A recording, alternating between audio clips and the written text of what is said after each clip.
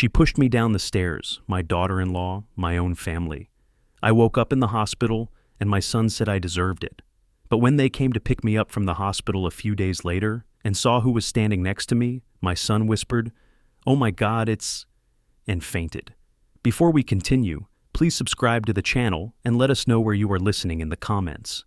The designer handbag felt heavier than it should in my weathered hands. $800. The price tag dangled like an accusation, mocking 40 years of careful budgeting. Clara stood by the kitchen doorway, arms crossed, chin lifted in that defiant way that had become her signature. "You don't even know what it's like to live in the modern world, old man." Her voice cut through the dining room air like broken glass. Benjamin sat frozen at the table, fork halfway to his mouth, green beans balanced precariously. The family dinner I'd prepared, pot roast, mashed potatoes, the works, grew cold as the temperature in the room plummeted. "Clara, this handbag costs more than I spend on groceries for 2 months." I kept my voice level, the way I'd learned in 40 years of engineering problems. Facts first, emotions controlled. She rolled her eyes, a gesture that made my chest tighten with fury I hadn't felt since Margaret died. "It's an investment piece. You wouldn't understand quality." "Maybe that's enough?" Benjamin's voice cracked like a teenager's, though he was 42 years old. Pathetic. Clara whirled on him. "Don't you dare take his side. He's the one interrogating me like some criminal." I set the handbag on the dining table, next to my reading glasses and the Morning Tribune. The leather made a soft thud against the wood. Wood I'd refinished myself 3 summers ago, when Benjamin promised to help, but never showed. This isn't about taking sides. I looked at my son, searching for some trace of the boy who used to help me in the garage, who used to ask endless questions about how engines worked. This is about responsibility, about living within means. Means? Clara's laugh was sharp, brittle. "You sit in this house like some miser, counting pennies while the world moves on without you. You're a toxic old man who's destroying our family." The words hit like a physical blow. I'd opened my home to them when their condo went into foreclosure. I'd paid Benjamin's medical bills when his insurance lapsed. I'd bought groceries, covered utilities, asked for nothing but basic respect. "I've given you everything," I said quietly. "Everything?" Clara stepped closer, her eyes blazing. "You've given us lectures and judgment. You treat me like I'm some gold digger instead of your son's wife." Benjamin finally spoke up, his voice barely above a whisper. "Dad, maybe if you were more understanding." The betrayal cut deeper than Clara's insults. I stared at my son, my only child, the boy Margaret had loved more than life itself, and saw a stranger. "So, I'm to blame?" The question came out hoarse, disbelieving. Clara seized the moment like a predator sensing weakness. "Yes, you are. You sit in judgment of everyone and everything. You make this house feel like a prison." She lunged forward, her manicured nails reaching for the handbag. I held it away, a reflexive action born of decades of protecting my possessions from careless hands. Clara's face contorted with rage. "Give me my bag. Not until we discuss this like adults." "I'm not discussing anything with you." She grabbed for it again, her weight slamming into me. I stumbled backward, my hip catching the edge of the dining chair. The wooden stairs loomed behind me, 13 steps covered in Margaret's worn carpet runner. For a moment, I teetered on the edge, my free hand grasping at nothing. Clara's eyes widened, her mouth forming a perfect O of shock. Then gravity claimed me. The handbag flew from my grip as I tumbled backward, my shoulder striking the banister, my head cracking against the 3rd step. Pain exploded through my skull like lightning. The world tilted sideways, sounds became muffled echoes. Benjamin's voice, distant and panicked. "Dad!" Darkness crept in from the edges of my vision. My last coherent thought before unconsciousness took hold was the sound of Clara's sharp intake of breath. Not remorse, but calculation. The pounding in my skull felt like a construction crew had taken up residence behind my eyes. Antiseptic smell filled my nostrils, sharp and clinical. Somewhere in the distance, monitors beeped with mechanical precision. I tried to open my eyes, but the fluorescent lights felt like daggers. "Mr. Brooks?" A woman's voice, professional but kind. "How are you feeling?" I managed to crack my eyelids open. A Latina woman in scrubs stood beside my bed, clipboard in hand. Through the window behind her, Lake Michigan stretched endlessly under a gray March sky. My head is splitting. The words came out as a croak. What happened to me? I'm Dr. Martinez. You're at Northwestern Memorial. You suffered a mild concussion and some bruised ribs. Your daughter-in-law said you fell down the stairs. Fell. The memory crashed back like a wave. Clara's furious face, her hands pushing, the sickening moment of falling backward. But Dr. Martinez was looking at me expectantly, her pen poised over the clipboard. Fell? Yes, I remember. The bitterness in my voice could have stripped paint. The good news is your CT scan looks normal, no signs of internal bleeding or fractures, but we want to keep you for observation, 3, maybe 4 days. Concussions in patients over 65 require extra caution. I tried to sit up and immediately regretted it. The room spun like a carousel. An IV tube ran from my left arm to a bag hanging on a metal pole. My ribs felt like someone had used them for batting practice. What day is it? Saturday, March 8th. You've been here about 14 hours. Dr. Martinez made notes on her chart. Do you remember anything else about the fall? I closed my eyes, reconstructing the scene piece by piece. Clara's rage, the handbag, her hands shoving me backward.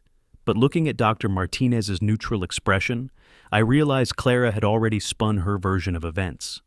I remember arguing with my daughter-in-law. I chose my words carefully. About spending money we don't have. Dr. Martinez nodded sympathetically. Family finances can be stressful. Your son seemed very concerned when he brought you in. Benjamin brought me in? That surprised me. Maybe there was hope for him yet. The nurse will be by shortly to check your vitals. Try to rest. Head injuries heal better with sleep. Dr. Martinez smiled professionally and moved toward the door.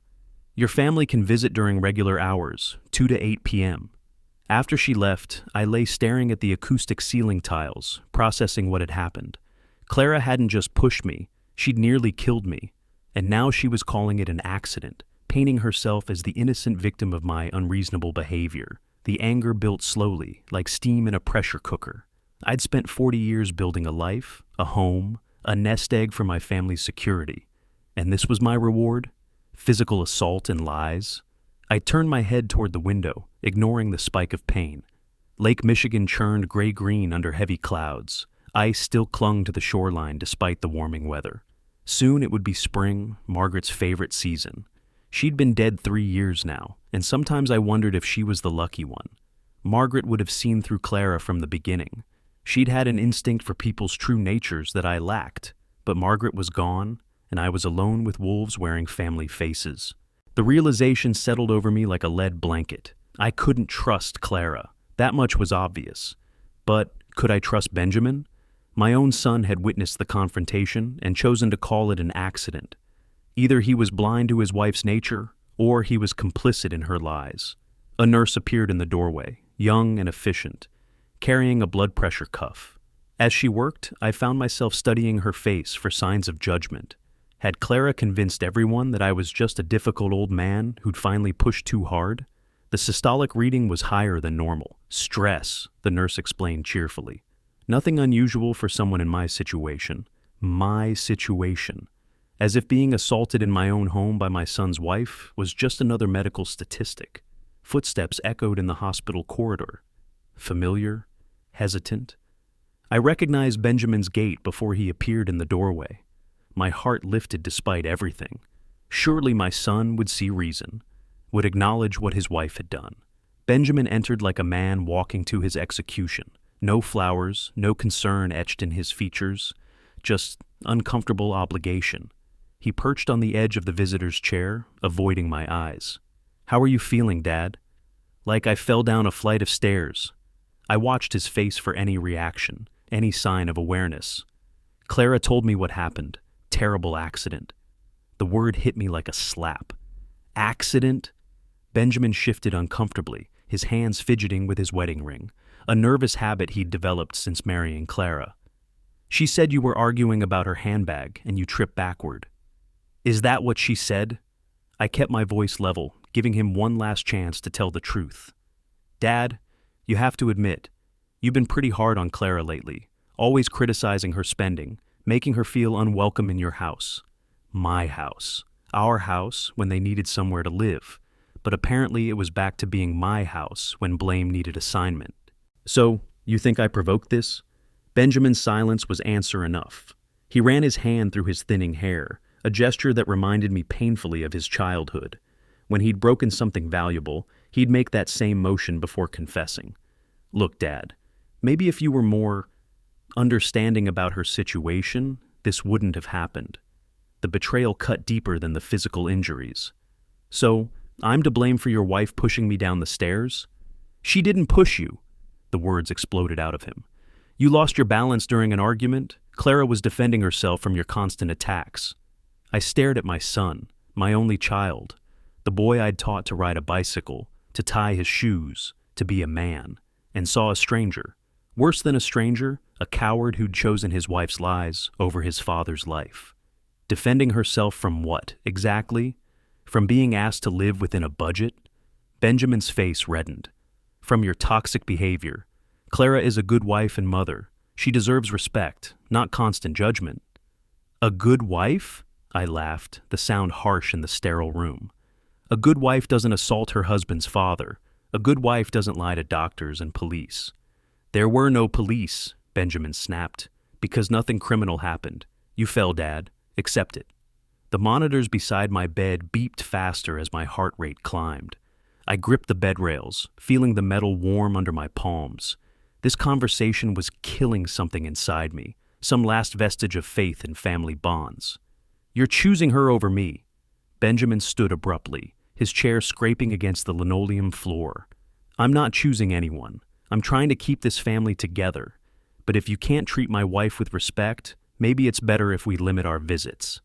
The threat hung in the air between us. After everything I'd done for him, college tuition, down payment help, countless emergencies, he was threatening to cut me off unless I accepted his wife's version of reality. Get out! The words came out quiet, deadly. Dad, I said get out, and don't come back until you're ready to acknowledge what really happened in my dining room. Benjamin hesitated at the doorway, his shoulders sagging. For a moment, I thought he might reconsider, might remember who had raised him and loved him unconditionally for 42 years. Instead, he walked away without another word. I stared at the empty doorway long after his footsteps faded. The afternoon light slanted through the windows, casting long shadows across the linoleum floor. My phone lay on the bedside table, silent and accusing.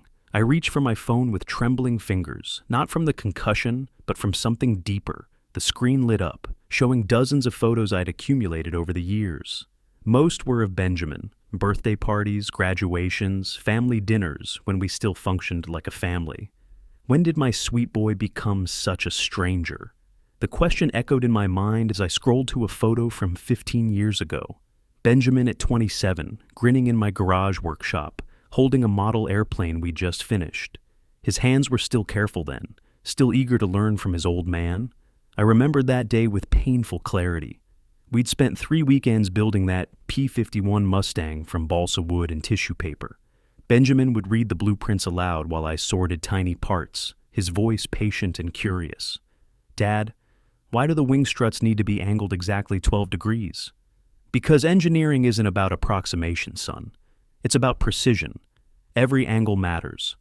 He'd nodded solemnly, making careful notes in the margins of the instruction manual. That was Benjamin then, methodical, respectful of knowledge, proud to work alongside his father. The garage had smelled of wood glue and sawdust. My workbench was organized exactly the way Margaret liked it. Tools in order of size, parts sorted by function. Benjamin had inherited that trait, at least initially. He'd kept his college textbooks in perfect alphabetical order. Another photo, Benjamin at 32, tears streaming down his face at Margaret's funeral. He'd put his arm around my shoulders that day, whispering promises that now felt like lies. I'll always be here for you, Dad. We'll get through this together. For months after Margaret's death, Benjamin had called every evening. He'd help me sort through her belongings, keeping tissues handy when I broke down over a favorite dress or piece of jewelry. We'd stayed up late talking about memories, about how Margaret had shaped both our lives. Remember how Mom used to make us wash our hands 3 times before Sunday dinner? Benjamin had said one night, laughing through his own tears. She said clean hands meant clean hearts, I'd replied. Those late-night conversations had been my lifeline during the darkest period of my life. Benjamin had been my anchor, my reason to keep functioning when everything felt pointless. But that was before Clara. I scrolled to photos from Benjamin's first marriage. There was Esther at a family barbecue, laughing at something I'd said while flipping burgers. She'd fit seamlessly into our family dynamic, asking intelligent questions about my work, remembering details from previous conversations, treating me like a father rather than an obstacle.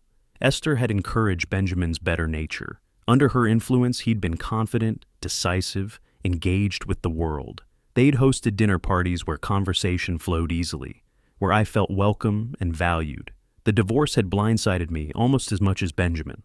When he'd announced he was leaving Esther for a younger woman from his office, I'd barely recognized the man speaking. "You don't understand, Dad. Clara makes me feel alive again." "And Esther doesn't?"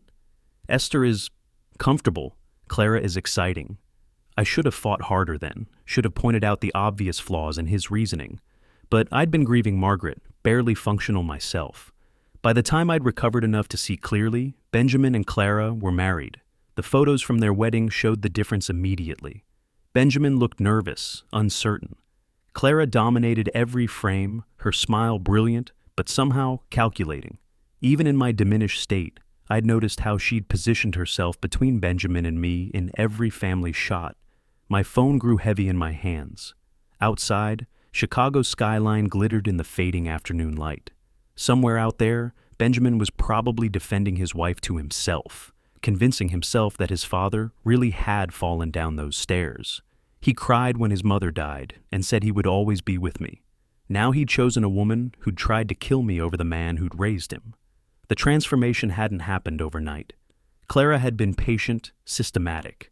First, she'd criticized my outdated opinions. Then she'd encouraged Benjamin to spend less time at my house. Gradually, she'd isolated him from everything that had once mattered to him, including me. I set the phone aside and stared at the ceiling tiles. Benjamin was lost to me now, maybe permanently. But Esther might remember what family loyalty meant. Sunday morning brought a different kind of clarity. The grief had crystallized overnight into something harder, more useful. I woke with my mind sharp despite the lingering headache, my engineer's brain already calculating angles and leverages. "Good morning, Mr. Brooks." A new nurse bustled in with medication and a breakfast tray. "How are we feeling today?" "Better, much better." I managed a smile that felt foreign on my face. "Could I get some paper and a pen? I'd like to write some letters." "Of course. I'll bring those right after your vitals." They think I'm a helpless old man. We'll see about that. While she worked, I systematically reviewed everything I knew about Benjamin and Clara's vulnerabilities. 42 years of fatherhood had taught me exactly where my son's weaknesses lay. Money topped the list. Benjamin had never been financially responsible, even as a child. His allowance had burned holes in his pockets, and adulthood hadn't improved his discipline. Over the past 5 years, he'd borrowed nearly $30,000 from me, always with promises to pay it back, never with actual repayment. Clara had only accelerated his spending. Designer clothes, expensive restaurants, weekend getaways they couldn't afford. They lived on credit and expectations, assuming my eventual death would solve their financial problems. Benjamin was always weak with money, and Clara is a predator who's found the perfect host. The nurse returned with paper and a blue ballpoint pen. I thanked her politely while my mind continued its systematic analysis. Benjamin's second weakness was his inability to handle confrontation. Under pressure, he developed panic attacks, rapid breathing, sweating, complete paralysis of decision-making ability. Clara had probably learned to exploit this, pushing him into compliance whenever he showed signs of independent thought. Clara's vulnerabilities were different, but equally exploitable. She cared desperately about social status and appearance. The expensive handbag wasn't about function. It was about signaling her place in the world. She needed constant validation of her worth through material possessions. More importantly, Clara's entire lifestyle depended on other people's money. First Benjamin's salary, then my financial support, eventually my inheritance. Remove those supports and her carefully constructed image would collapse. I began writing methodical notes, organizing my thoughts like an engineering project. problem identification, resource assessment, solution development. The third page focused on Esther. I remembered her maiden name, Watson, and her profession, corporate law, if I recalled correctly. She'd been ambitious even during her marriage to Benjamin, often working late on complex cases. Esther. I wonder how she's doing now. Divorce would have been financially advantageous for her. No children to complicate custody arrangements, and she'd earned significantly more than Benjamin. But I remembered the hurt in her eyes during their last Christmas together, the way she'd flinched when Benjamin had criticized her workaholic tendencies. Esther had genuinely loved my son. His betrayal must have cut deep. I filled 4 pages with careful analysis, cross-references, potential strategies. My handwriting remained steady despite the injuries. Another small victory over Clara's attempt to break me. The plan taking shape was elegant in its simplicity. Benjamin and Clara's marriage was built on financial quicksand and mutual dependency. Apply enough pressure in the right places, and the entire structure would collapse. But I needed an ally, someone with legal expertise and personal motivation. Someone who knew exactly what Benjamin Brooks was capable of when he chose selfishness over loyalty. A knock interrupted my planning. Another nurse, this one carrying discharge paperwork. Mr. Brooks, Dr. Martinez would like to discuss your release tomorrow morning. Are you interested in going home? I folded my notes carefully and slipped them under my pillow. Absolutely. What time should I be ready? The wheels were already turning. By tomorrow afternoon, I'd be back in my own house with full access to my computer and phone. Then, the real work could begin. Monday morning's discharge process moved with bureaucratic efficiency. I signed papers, listened politely to recovery instructions, and accepted a wheelchair ride to the hospital's taxi stand. The nurse's concerns about rest and follow-up appointments barely registered. My mind was already focused on the task ahead. Take it easy for the next few weeks, Mr. Brooks. Head injuries require patience. Of course. Thank you for everything. The taxi ride to Evanston felt interminable. Every red light, every cautious turn reminded me of time slipping away. Clara and Benjamin would expect me to retreat, to lick my wounds like a beaten animal. Instead, I was about to begin the most important project of my life. My house felt different when I entered, larger somehow, echoing with memories of the fight that had started everything. The dining room table still showed water rings from that interrupted dinner. Clara's handbag was nowhere to be seen. I ignored the recommended rest and went straight to my study. The laptop waited on my desk, patient and ready. My fingers felt clumsy on the keyboard initially. Whether from the concussion or simple determination, I couldn't tell. Facebook first. I'd created an account years ago to see photos of Benjamin's life, though I rarely used it actively. The search function was straightforward enough. Esther Watson, Chicago. Too many results. I needed to narrow the parameters. LinkedIn proved more productive. Professional networks were designed for exactly this kind of search. I typed carefully, Esther Watson, lawyer, Chicago. The third result stopped my breathing. Esther Watson, senior partner, Watson and Associates. The photograph showed a confident woman in her 40s, graying hair styled professionally, eyes that seemed to look directly through the screen. She'd kept my son's last name professionally, but clearly built something impressive with it. Her profile was extensive. Northwestern University Law School, graduated magna cum laude, started at a downtown firm, made partner in 8 years, then founded her own practice specializing in corporate litigation and family law. Family law. The irony was almost perfect. I studied her photograph for long minutes. Success looked good on Esther. The uncertainty I'd seen during her marriage to Benjamin was gone, replaced by the confidence of someone who'd rebuilt her life completely. The firm's website provided more details. Watson and Associates occupied 3 floors of a Michigan Avenue building, 22 employees, including 6 other attorneys. Client testimonials praised Esther's tenacious advocacy and strategic brilliance. She'd thrived after Benjamin left her. The question was whether she remembered our family fondly enough to help destroy it. I clicked through news articles mentioning her firm. A high-profile divorce case last year, where she'd represented a wife against a cheating husband. The settlement had been substantial and public enough to send a message about consequences. My cursor hovered over LinkedIn's message button. The screen's glow reflected off my reading glasses as I considered my approach.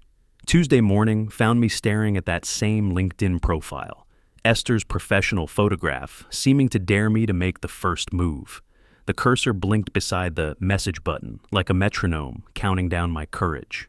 3 drafts later, I finally found the right tone, formal enough to respect her professional standing, personal enough to acknowledge our history. I typed carefully, each word chosen with engineering precision. Dear Esther, I am Warren Brooks, Benjamin's father. You may remember me from family gatherings. I need your help with a matter concerning my son. Without going into details over email, I believe we may have mutual interests regarding Benjamin's recent behavior.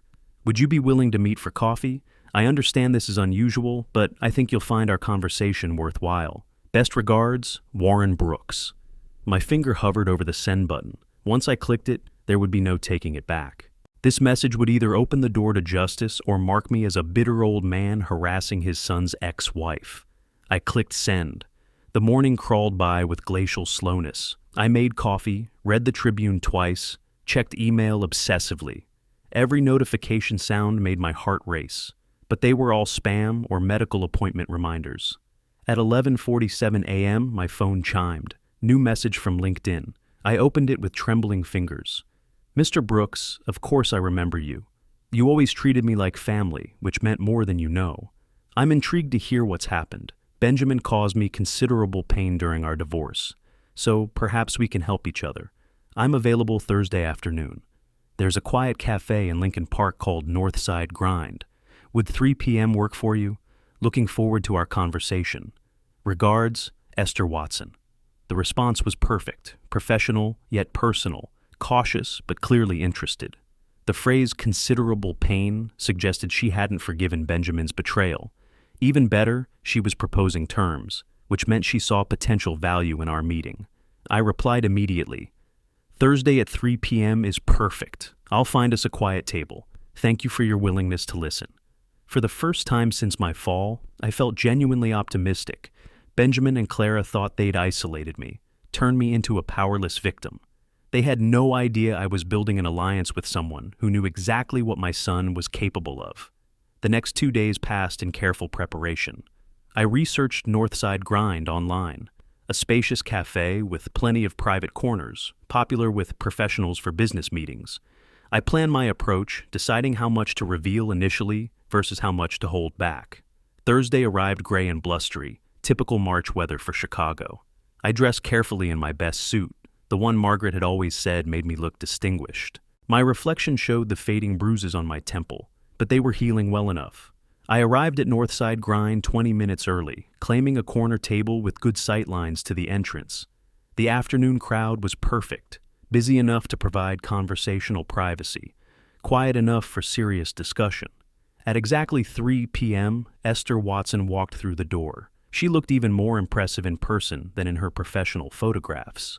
Confidence radiated from her posture as she scanned the room, and when our eyes met, her smile was both warm and carefully measured. Warren, Esther approached our table with the measured stride of someone accustomed to command. You look well, considering. I stood to greet her, noting how she'd observed the fading bruises on my face. Lawyer's eyes missed nothing. Esther, thank you for coming. Please sit. I gestured to the chair across from me. Can I get you something? Coffee? Black coffee would be perfect. She settled into her seat, removing a small leather portfolio from her briefcase. Everything about her screamed success, from her tailored suit to the confidence in her movements. While I fetched her coffee, I studied her reflection in the cafe's windows. The uncertain woman I'd known during her marriage to Benjamin was gone, replaced by someone who'd clearly conquered whatever life had thrown at her. So, she said when I returned, tell me about Benjamin's recent behavior. I chose my words carefully. Before I explain my situation, I'd like to understand what happened between you and my son. I always wondered why such a strong marriage ended so suddenly. Esther's professional smile faltered slightly. Your son wasn't as honest about our finances as I thought. What do you mean?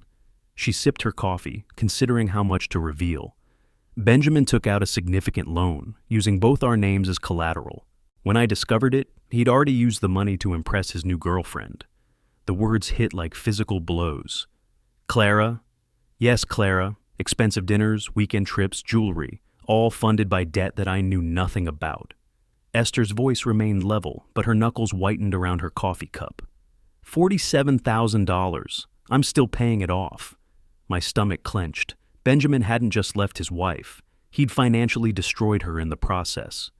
Did you try to recover the money? I tried everything, but Benjamin had already filed for divorce and moved out. The debt was legally mine too. Her laugh was bitter. My lawyer said pursuing him would cost more than the debt itself. No wonder she'd responded to my message. Benjamin had betrayed her in the worst possible way, using her credit, her reputation, her trust to fund his affair. I'm sorry, Esther. If I'd known... You couldn't have known. Benjamin was always charming, always persuasive. Even I didn't see it coming until it was too late. The ambient noise of the cafe faded as I processed this information. Benjamin hadn't just been financially irresponsible. He'd been deliberately deceptive, systematic in his betrayal. Now tell me what's happened to you, Esther said quietly. I explained everything, Clara's assault, the hospital stay, Benjamin's complete denial of reality. Esther listened without interruption, her legal training evident in the way she absorbed details. When I finished, she sat back in her chair. So, they're calling it an accident. They've convinced themselves it was an accident, or at least Benjamin has convinced himself. And you want justice. The word hung between us, precise and loaded with implications. I want consequences. For both of them. Esther opened her portfolio and pulled out a business card. Mr. Brooks, would you like to schedule a formal consultation at my office? I think we might be able to help each other professionally. I took the card, noting the elegant design, the Michigan Avenue address. What kind of help are you thinking? The kind that ensures people face the consequences of their actions. Her smile was sharp as a blade. Benjamin destroyed my financial life and walked away without penalty. Clara assaulted you and expects to inherit your estate. Perhaps it's time they learned about accountability. We shook hands across the table, her grip firm and decisive. For the first time since my fall, I felt like I had a real ally, someone with both the motivation and expertise to make Benjamin and Clara pay. Friday morning? She asked. Say, 10 a.m.? Perfect. Watson and Associates occupied 3 floors of a gleaming Michigan Avenue building, all glass and steel reaching toward Lake Michigan. I arrived Friday morning carrying a manila folder stuffed with financial documents, bank statements, loan agreements, every piece of paper that proved Benjamin's pattern of irresponsibility. The reception area screamed success. Mahogany furniture, original artwork, floor-to-ceiling windows showcasing Chicago's skyline. This was the domain Esther had built from the ashes of her marriage to my son. Mr. Brooks, the receptionist smiled professionally. Ms. Watson is ready for you. Esther's corner office was twice the size of my living room. Legal books lined the walls, framed degrees hung beside, awards for professional excellence. She gestured to a conference table where documents were already spread in organized stacks. Please, have a seat. Coffee? Thank you. I settled into a leather chair that probably cost more than Benjamin's monthly salary. I've done some preliminary research since our meeting. Esther pulled out a thick file. Your son's financial history is interesting. She spread papers across the table. Credit reports, public records, debt collection notices. The scope of Benjamin's irresponsibility was staggering when laid out systematically. Are you certain about this decision, Warren? Her voice carried the gravity of formal legal consultation. Once we begin this process, there's no undoing it. Absolutely. I met her gaze steadily. Those who don't value family don't deserve family benefits. Esther nodded and pulled out estate planning documents. Your current will leaves everything to Benjamin, correct? Everything. The house, savings, investments. He's my only heir. We can change that today if you're ready.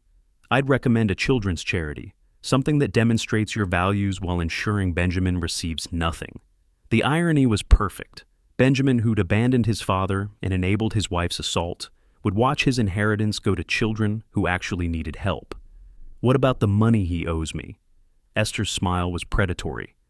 $30,000 in documented loans plus 5 years of interest.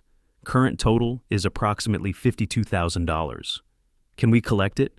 Absolutely. I can file papers Monday morning. Benjamin's been financially irresponsible for years, but he does have assets. his job, his car, his credit. We can make his life very uncomfortable until he pays. She handed me papers to review.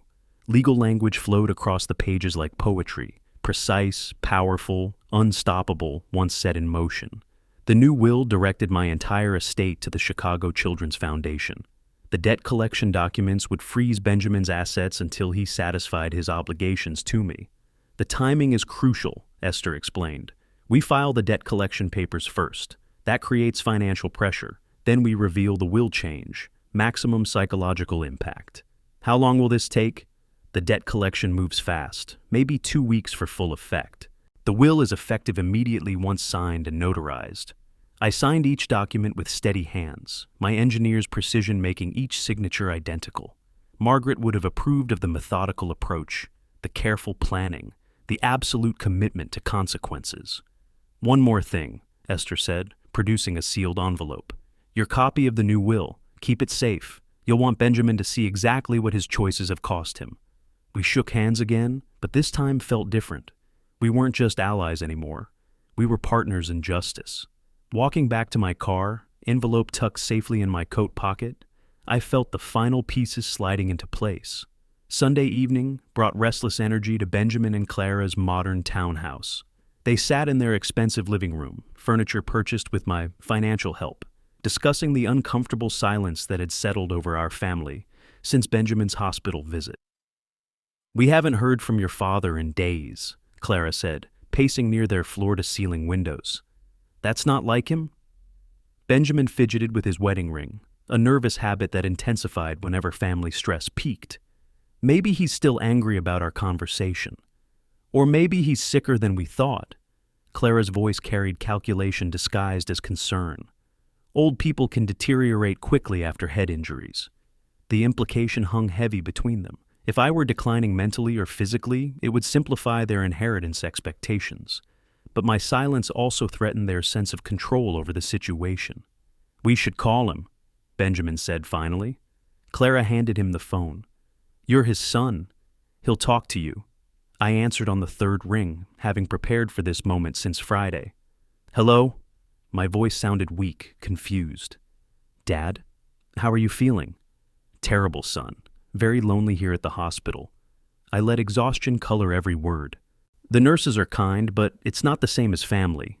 Benjamin's relief was audible. We've been worried about you. Do you need anything? Should we visit? No, I don't want to be a burden. Perfect martyrdom in my tone. I'm managing somehow. Clara grabbed the phone. Warren, it's Clara. Do you need groceries when you get home? Medication pickup? You're very thoughtful, dear, but I'm not sure when they'll discharge me. I let confusion creep into my voice. The doctors say different things each day. After hanging up, I smiled with genuine satisfaction. They believed I was still hospitalized, still vulnerable, still under medical supervision. Perfect. Monday morning brought their second call, right on schedule. Dad, we want to pick you up from the hospital tomorrow, Benjamin said. You shouldn't be alone during recovery. Time for the crucial deception. Hospital, but I'm already home, son. Silence stretched across the phone line. Then Clara's voice, sharp with suspicion. When did they discharge you? Let me think. I manufactured confusion, the sound of an old man struggling with memory. Yesterday? The day before? Time moves strangely when you're hurt. Dad, are you confused? You just told us last night you were still at the hospital. Did I? More manufactured uncertainty. I'm sorry, Benjamin. My mind feels foggy since the fall. Maybe I was thinking about the hospital because I missed it there. Clara was whispering furiously in the background. I caught fragments. Something's wrong and not making sense. Monday evening's call confirmed their growing alarm. Warren, you sound different tonight, Clara said, her suspicion barely concealed. Are you sure you're managing okay alone? Just tired, Clara. Very, very tired. I let my voice trail off weakly. Sometimes I forget things, like what I had for breakfast or whether I took my medication. Dad, we're coming to check on you tomorrow, Benjamin announced with sudden decisiveness. This isn't safe. If you think that's best, son, I trust your judgment. After hanging up, I sat back in my study chair with deep satisfaction. They were walking directly into the trap, convinced they were rescuing a confused, vulnerable old man. Tomorrow would bring the reckoning they'd never see coming. I pulled out Esther's business card and smiled. Everything was perfectly positioned. Tuesday afternoon found Esther and me positioned strategically near Northwestern Memorial's main entrance, watching the steady flow of visitors and staff. She carried her leather briefcase with characteristic professional confidence, while I stood beside her in my best suit, no longer the frail old man Benjamin expected to find. "Are you absolutely certain you're ready for this, Warren?" Esther checked her watch. 1:45 p.m. "Once they see us together, there's no pretending this was coincidental. I've been ready since Friday." My voice carried the calm determination of an engineer who'd calculated every variable. "They've underestimated me for the last time." The March afternoon was crisp but sunny, with Lake Michigan visible through the medical center's glass facade. Perfect weather for justice to be served in broad daylight, with plenty of witnesses to observe Benjamin's humiliation. At exactly 2 p.m., Benjamin's silver Honda pulled into the hospital's circular drive. Through the windshield, I could see him speaking earnestly to Clara, probably rehearsing their approach to handling his confused father. They emerged from the car with careful choreography. Benjamin carried a small overnight bag, prepared to take me home for extended supervision. Clara held flowers, no doubt meant to demonstrate her caring nature to any medical staff they encountered. "There they are," I murmured to Esther. "Showtime," she replied, adjusting her briefcase strap. Benjamin walked with quick, nervous steps toward the hospital entrance, Clara beside him in a flowing coat that probably cost more than most people's monthly rent. They were 20 feet away when Benjamin's eyes found mine. He stopped dead, his mouth falling open in confusion. "Dad, what are you doing outside? Shouldn't you be—" Then his gaze shifted to Esther, and his face went completely white. "Oh my—" The words barely escaped his lips. It's Esther." Benjamin's knees buckled as if someone had cut his strings. He collapsed onto the concrete sidewalk, the overnight bag spilling open beside him. Clothes and medications scattered across the pavement like evidence of his unpreparedness for this moment. "Benjamin! Benjamin!" Clara dropped to her knees beside him, her flowers forgotten. "Someone help us!" Hospital security appeared within seconds, trained to respond to medical emergencies at their entrance. 2 orderlies with a wheelchair approached, while a nurse checked Benjamin's pulse and blood pressure. "Sir, can you hear me?" The nurse's voice was professional, calm. "You're at Northwestern Memorial. You're safe." I watched this drama unfold with cold satisfaction. My son, the man who'd chosen his wife's lies over his father's truth, was now collapsed on the ground in public humiliation, while I stood tall and healthy beside the woman whose life he'd destroyed. Esther observed the scene with legal precision, already calculating how Benjamin's obvious panic disorder would affect his ability to handle the financial pressure we were about to apply. "We should probably help," she said quietly, but her tone suggested she was enjoying the spectacle as much as I was. The medical team efficiently transferred Benjamin to a wheelchair, Clara hovering anxiously beside him as they moved toward the hospital's interior. I followed at a measured pace, no longer the confused old man they'd expected to rescue. Benjamin was beginning to recover his color as we entered a private consultation room, but his eyes kept darting between Esther and me with growing horror. "I don't understand," he whispered. "What's happening here?" The consultation room felt smaller with all 4 of us inside, tension crackling like electricity between opposing forces. Benjamin sat slumped in the medical chair, still pale from his fainting episode, while Clara stood behind him like a protective shield that had already failed. I remained standing near the door, no longer the frail victim they had expected to find. Esther took position at the room's small table, opening her briefcase with the methodical precision of a surgeon preparing instruments. "Benjamin," I said quietly, "I'd like you to meet my attorney." "Attorney?" Clara's voice rose an octave. "What do you need an attorney for?" Esther smiled with professional coldness as she arranged documents on the table. "Mr. Brooks retained my services to address some outstanding legal matters concerning his son." Benjamin's eyes darted between us, confusion replacing the last traces of his medical emergency. "I don't understand what's happening here." "It's quite simple." Esther pulled out the first set of papers. "Benjamin, you owe me $52,000 with accumulated interest." The number hit him like a physical blow. "What? How is that possible?" The loan you took in both our names during our marriage. The money you used to impress Clara while you were planning to leave me." Esther's voice remained level, but steel undergirded every word. "I've been paying your debt for 5 years." Clara stepped forward aggressively. "That's impossible. Benjamin told me that debt was resolved." "Benjamin told you many things that weren't true," I said, "just as he told me you fell down my stairs accidentally." The room fell silent except for the distant hum of hospital equipment. Benjamin's breathing became rapid and shallow, the onset of another panic attack. "There's more," Esther continued, producing the sealed envelope I'd given her Friday. "Your father has made some changes to his estate planning." She handed Benjamin the will documents with legal formality. "Everything previously designated for you now goes to the Chicago Children's Foundation." Benjamin stared at the papers as if they were written in a foreign language. You can't do this to us." "I can, and I have." My voice carried the weight of absolute finality. "Those who don't respect family don't deserve family benefits." Clara snatched the will from Benjamin's trembling hands, scanning it desperately. "This is manipulation. You're punishing us for an accident." "I'm ensuring consequences for deliberate choices." I stepped closer to my son, studying his face for any sign of the boy I'd once loved.